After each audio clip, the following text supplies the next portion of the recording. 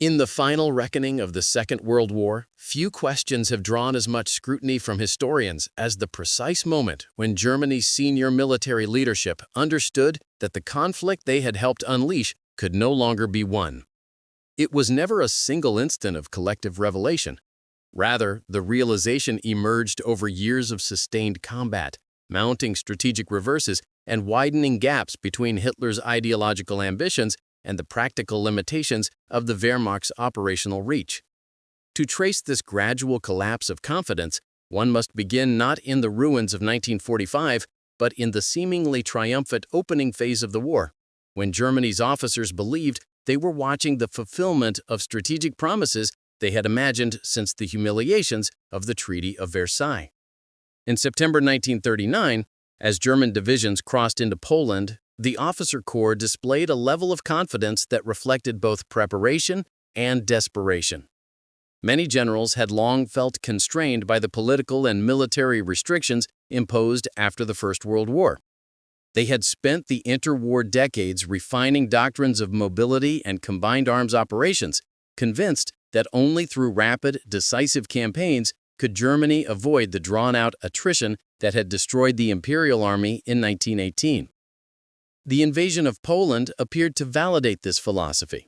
The campaign unfolded quickly, demonstrating the effectiveness of armored breakthroughs, close air support, and tightly coordinated infantry advances.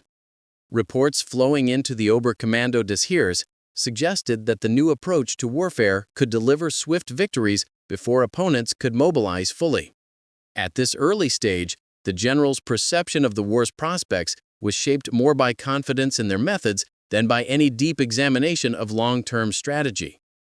This sense of confidence expanded dramatically in 1940.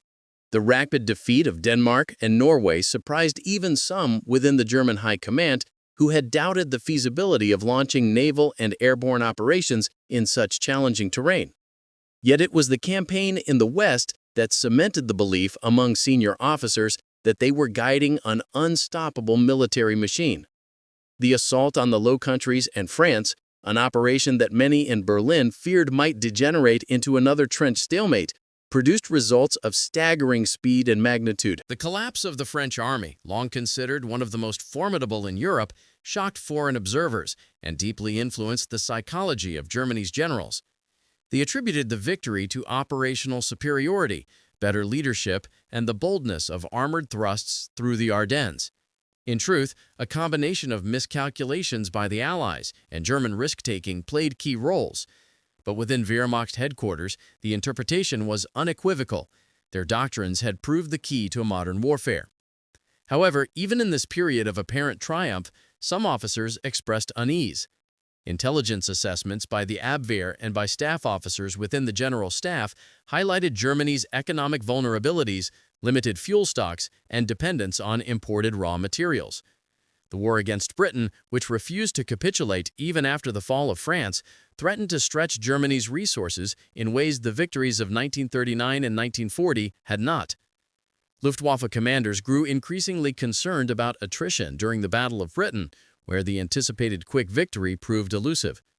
The generals recognized that they now faced a prolonged conflict against an opponent protected by the English Channel and backed by naval superiority. Yet despite these concerns, most remained confident that the war could be won, provided that Germany acted quickly to remove the Soviet Union from the strategic equation. It was against this backdrop that Hitler's decision to invade the Soviet Union emerged as both an ideological imperative and a military gamble. When Operation Barbarossa began on June 22, 1941, the Wehrmacht officers who had studied Russia's geography and force structure knew the risks, but many believed that swift maneuvers and encirclements could cripple the Red Army before it could fall back beyond the Dnieper and Volga. Within the first weeks, the offensive seemed to justify this optimism. German panzer groups orchestrated massive encirclements at Bialystok, Minsk, Smolensk, and Uman, capturing hundreds of thousands of Soviet soldiers. Yet even during these apparent victories, signs of deeper problems began to appear. Field commanders reported unexpectedly high rates of vehicle breakdowns, worsening fuel shortages, and the strain of maintaining long supply lines over primitive roads.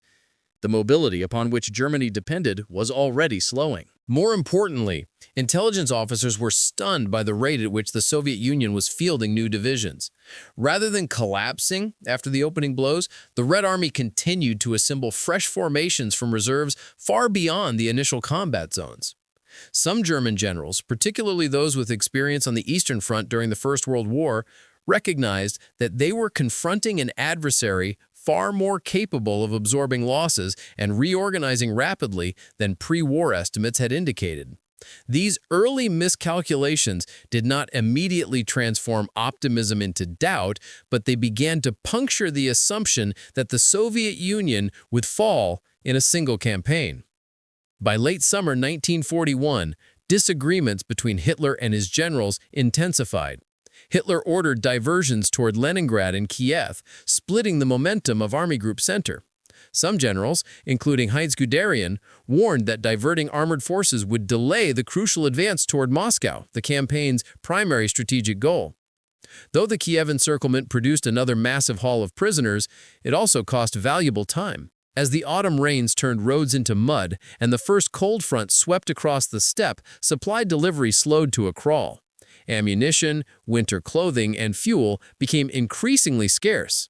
By the time the Moscow offensive resumed in October, the Wehrmacht's ability to sustain rapid advances had already been compromised. When Soviet counterattacks struck in early December, supported by fresh Siberian divisions and exploiting the exhaustion of German forces unprepared for winter warfare, many senior officers encountered the first undeniable indication that the war, as conceived, could not be concluded quickly. The retreat from Moscow, the first major strategic failure of the campaign, was accompanied by growing casualties, plummeting morale, and widespread frostbite. Generals stationed along the front wrote privately that the army had reached the limits of its strength. For some, the winter crisis of 1941 to 1942 marked the earliest moment at which the possibility of ultimate defeat could no longer be dismissed. Yet, few dared articulate this openly. The habit of obedience, fear of Hitler's wrath, and the belief that Germany could still achieve victory through renewed offensives kept the officer corps largely aligned with Hitler's insistence on holding every inch of ground. The following year opened with further pressure on the generals to regain initiative. Hitler dismissed several officers whose assessments appeared too cautious, replacing them with commanders more willing to execute his vision of unyielding offense. The 1942 summer campaign, directed toward the oil fields of the Caucasus and the capture of Stalingrad, emerged as a high-risk attempt to restore the Wehrmacht's momentum. But within many headquarters, staff planners expressed concern that Germany lacked the capacity to simultaneously strike south toward the oil and secure the long northern flank stretching along the Volga. Reports from quartermaster units predicted fuel shortages even before the campaign began. Communications officers warned of the difficulty of coordinating operations across vast distances with increasingly unreliable equipment. Despite these internal warnings, the campaign proceeded, and the divisions assigned to Stalingrad became bogged down in costly urban combat. As the battle dragged into the autumn, weather worsened and Soviet forces gathered for a counteroffensive that German intelligence only partially detected. When the Red Army launched Operation Uranus in November 1942, encircling the Sixth Army, the shock reverberated across the entire German military leadership. Inside the pocket, General Friedrich Paulus transmitted increasingly urgent messages describing dwindling supplies and collapsing morale. Many senior officers viewed the situation as irretrievable without an immediate breakout attempt. Hitler's refusal to permit withdrawal convinced several generals that his leadership was now governed more by ideological stubbornness than by military logic. The destruction of the Sixth Army in February 1943 constituted not only a material loss, but also a psychological fracture. For the first time, an entire German field army had perished. Stalingrad became the moment when doubt among the generals deepened into something approaching foreboding. The months after Stalingrad did little to restore confidence. Although Germany managed to stabilize parts of the Eastern Front during the spring of 1943, the sense of strategic imbalance grew unmistakable. The Wehrmacht still fielded formidable units, but casualties from the previous year and shortages of trained manpower were beginning to show. The Luftwaffe, once dominant, now faced growing pressure from both Soviet and Western air forces. When Hitler approved Operation Citadel, the attempt to pinch off the Kursk salient, the plan prompted unease among many officers. Intelligence confirmed that the Red Army had transformed the salient into one of the most heavily fortified defensive belts in military history. Furthermore, delays caused by Hitler's indecision allowed the Soviets to bolster their defenses even more. Panzer commanders complained about the rapid proliferation of Soviet anti-tank weapons, minefields, and entrenched artillery. As much as they hoped the offensive could restore initiative, many generals recognized that Germany lacked the materiel reserves required for prolonged attrition. When the attack began in July 1943, the scale of Soviet preparation became painfully apparent. German advances slowed almost immediately in the face of layered defenses. Heavy tanks, including the newer Panthers, suffered mechanical failures. Air superiority was contested fiercely. When the Red Army launched its own counteroffensive shortly afterward, German forces were compelled to abandon the offensive. Kursk marked the final major German attempt to dictate the course of war in the East. Its failure convinced many generals that their strategic situation had moved beyond recovery. While few openly declared the war lost, the belief that Germany could regain the initiative largely evaporated. As the Eastern Front deteriorated, pressure mounted from the west and south. The Allied landings in North Africa, followed by the invasion of Sicily in July 1943, expanded the war into additional theaters where Germany lacked significant advantages. Reports from the Mediterranean emphasized material shortages, overstretched lines of communication, and the unreliability of some Axis partners. The collapse of Mussolini's government in Italy later that summer demonstrated how fragile Germany's alliance system had become. Senior officers recognized that the Wehrmacht now faced the worst possible strategic configuration: a powerful Soviet Union advancing in the east, increasingly coordinated Anglo-American operations in the Mediterranean, and a strategic bombing campaign that was beginning to cripple German industry. Quartermaster General reports revealed that aircraft production, fuel supplies, and transport capacity were under severe pressure. Those tasked with logistical planning admitted privately that the Wehrmacht would soon struggle to equip units adequately. By late 1943, the internal atmosphere within the officer corps had shifted dramatically from the confidence of earlier years. Staff conferences became dominated by discussions of lost materiel, unreachable defensive lines, and shrinking reserves. Some generals began arguing that Germany should seek a political settlement before its situation worsened. Hitler rejected such proposals categorically, insisting that the Wehrmacht could regain initiative with new weapons and fortified defensive belts. His belief in eventual victory persisted despite overwhelming evidence to the contrary. This disconnect between Hitler's expectations and the assessments of his officers grew wider with each passing month. Senior commanders such as Erich von Manstein and Gunther von Klug attempted to persuade Hitler to adopt more flexible defensive strategies, but their suggestions were often dismissed.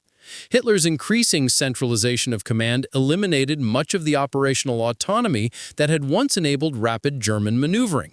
Generals now feared both the enemy and the repercussions of contradicting the Führer. This climate fostered resignation rather than protest. Even those who believed the war was already unwinnable continued executing orders bound by habit, loyalty, or fatalistic acceptance.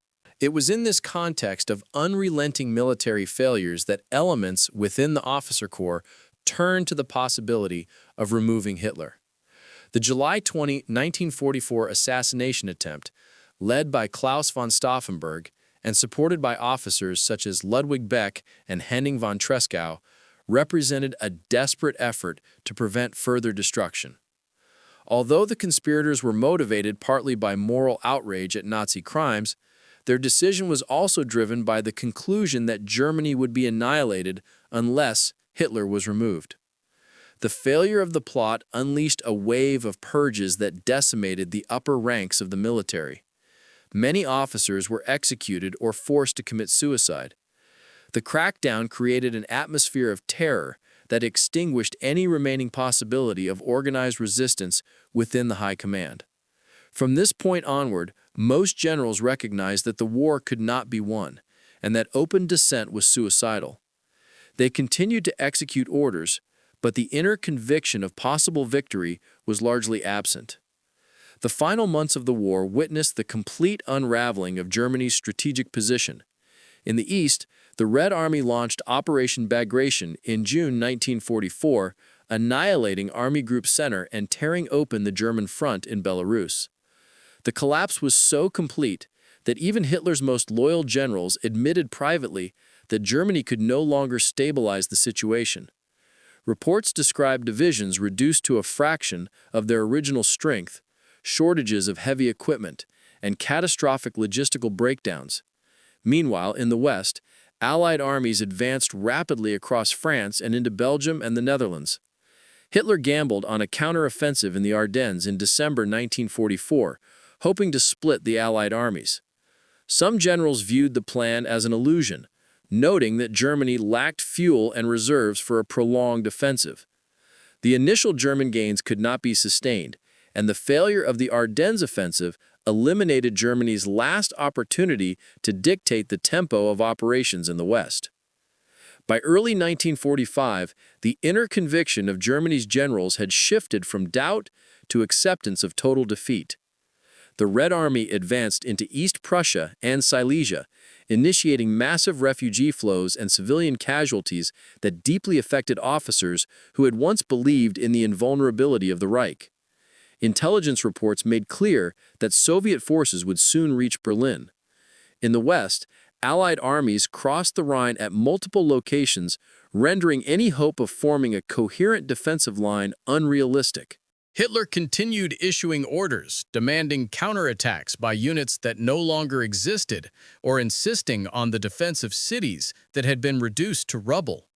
Many commanders increasingly disregarded such directives or interpreted them loosely to preserve their units and protect civilians. Some negotiated local surrenders to the Western Allies in hopes of avoiding Soviet captivity. The collapse of discipline, though often concealed in reports sent to Berlin, was evident across the entire front. The generals now perceived their role less as pursuing victory and more as mitigating the consequences of inevitable defeat. Hitler's final days in the Berlin bunker encapsulated the gulf between his fantasies and the assessments of his commanders. As Soviet artillery closed in, he berated generals for failures that were no longer militarily meaningful. Those still attempting to communicate with Berlin understood that Hitler's strategic grasp had disintegrated completely. On April 22, 1945, he finally acknowledged that the war was lost. For the generals, this admission was neither surprising nor relieving. Many had reached the same conclusion years earlier, but had been unable or unwilling to take the steps necessary to alter the course of events. When Germany capitulated in May 1945, the officers who surrendered to the Allies entered captivity with a mixture of shame, resentment, and self-justification. In subsequent interrogations and memoirs, many emphasized their opposition to Hitler's strategy, portraying themselves as military professionals trapped by a dictator's madness. While some genuinely attempted to resist Hitler's destructive policies, many others had continued to execute orders even when they believed the war was lost. The historiographical debate over the extent of their complicity remains complex, but what is clear is that the recognition of defeat did not translate into decisive action.